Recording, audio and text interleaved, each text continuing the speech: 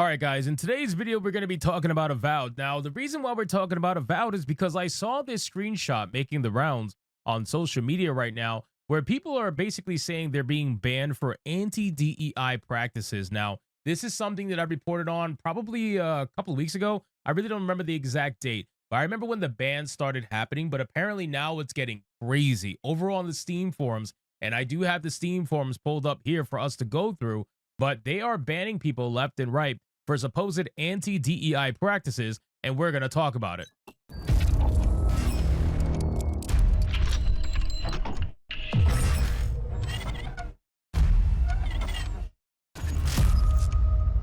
Let's get into this video, guys, but of course, before we do, if you are new here, just consider hitting that subscribe button. I would greatly appreciate it, and like the video to push us out into that YouTube algorithm. Now, again, guys, I've made my point very clear about Avowed. The game is extremely mid. That is literally the only way I can describe this game, the only way I can explain this game. The game is unbelievably freaking mid. You will not leave the game feeling like you did anything worthy of your time other than just simply wasting your time, which for some people might be a good thing. Maybe they want to turn their brain off. Perhaps they want to just, play a video game that takes absolutely zero skill whatsoever to play through and has zero, anything interesting to it aside from its exploration. That's basically what you're going to get from Avowed. Now, here's the thing. Avowed is banning people for anti-DEI practices. The only thing that I can say that was overtly woke about the game is obviously the pronoun nonsense. Pronouns as titles, mind you, not pronouns in general, because people like to confuse the two because they want to be disingenuous. The issue that people have with pronouns is that they are utilizing pronouns as titles, which is a modern day thing. They are trying to say, I am a she, I am a her, I am a they, I am a them. They are giving themselves a title, whereas pronouns were meant to be descriptors and nothing more. Now we have this issue here where, besides the pronoun stuff, which is optional, by the way, ironically, they must have changed it after the fact and enabled it so that you could turn it off. At the end of the day, man, people are still going to view this game as a DEI game simply because, number one, the pronoun stuff, and number two, what Matt Hansen decided was in his best interest to talk about regarding this game. Now, I've played this game. I played it to completion, unfortunately, because I do my reviews that way. And I can tell you right now that this game 100% is one of those subtle woke games, right? Those subtle DEI games where even though the game is not overtly woke, in my opinion, or really that woke at all, aside from the pronouns, you can see the influence of certain decisions that were made in the game based off the ideology of the developers. For example, the majority of the people who are in charge in this game, the majority of the NPCs you will come across in this game,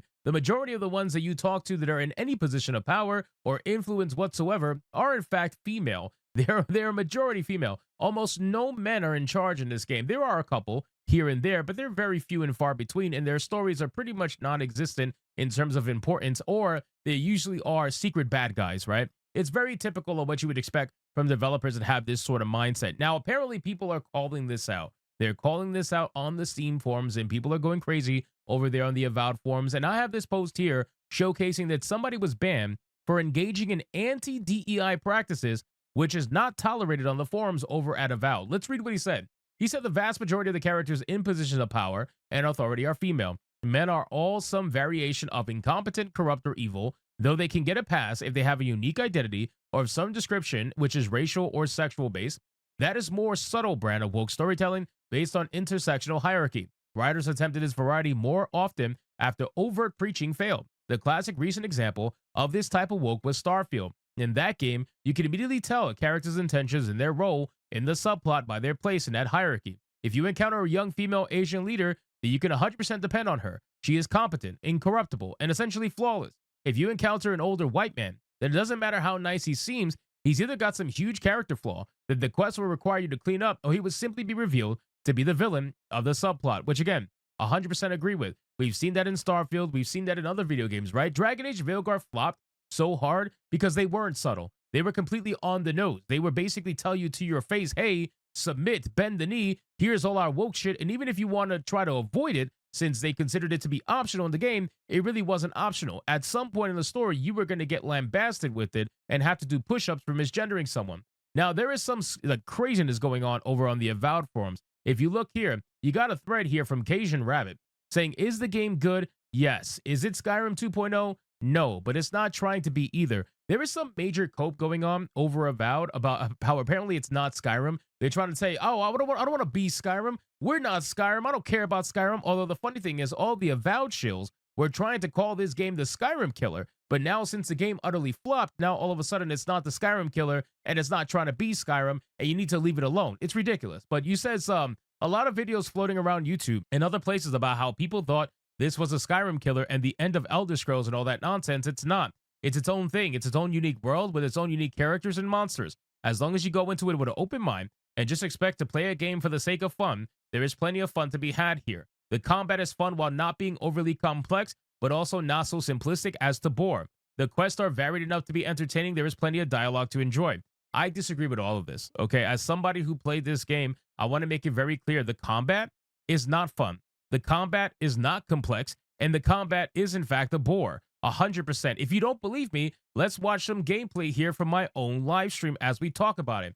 All I did for 80% of this game was spam the power mace button. Now, I eventually ended up getting a weapon that allowed me to basically do massive stun locking just by spamming the left click. You can see the stun bar going up very quickly on these enemies, and I would basically just spam the same two skills. I would spam left click and then eventually do a critical stun lock strike, and then eventually build up the stun bar again until I could do the same critical strike. That's all there was to the combat in this game. This game has absolutely garbage combat. Before I got this weapon that allowed me to use fast strikes, all I did was hold for a power strike. And then if that's it, basically I would be able to stun lock an enemy with 1, 2, maybe 3 at most power strikes. Look at this.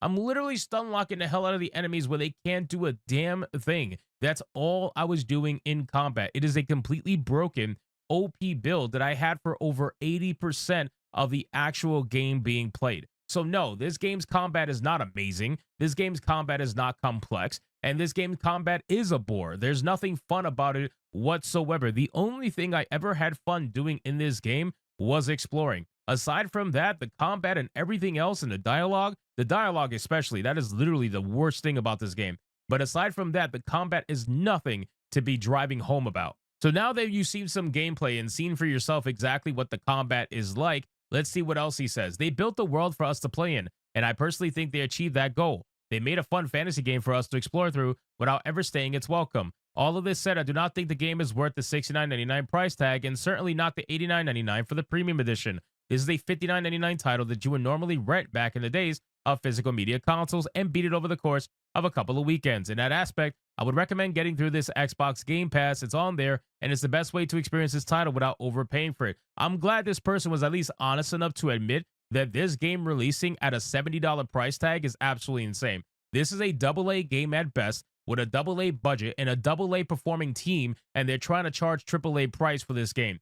This is the reason why this game is missing a ton of sales right now, aside from everything else that's wrong with the game. If it had released at a $49.99 price tag, it would be in a lot better shape. But because it's releasing at a $70 price tag, that puts it in competition with games that blow it out the water, and nobody's ever going to look at this game and say, yep, I'm going to spend $70 to $90 on this one instead of a game like Monster Hunter Wilds, for example. Yeah, it's going to be this one for sure. Many people are not going to make that decision willfully. If you actually want to own this title without the subscription model of Game Pass, I'd wait for a 50% off sale. I agree. I would say probably 60 to 70% off, to be honest with you. I think that's where it's at a nice spot where you can get your money's worth. But as of right now, what it's asking for money-wise, not exactly working out. So overall, the Avowed forums are still filled with absolute nonsense. If you guys want some entertainment, I implore you to go check it out. I guarantee you're going to find hilarious things to go over. But as I said so many times before, this game has absolute trash combat, trash storytelling,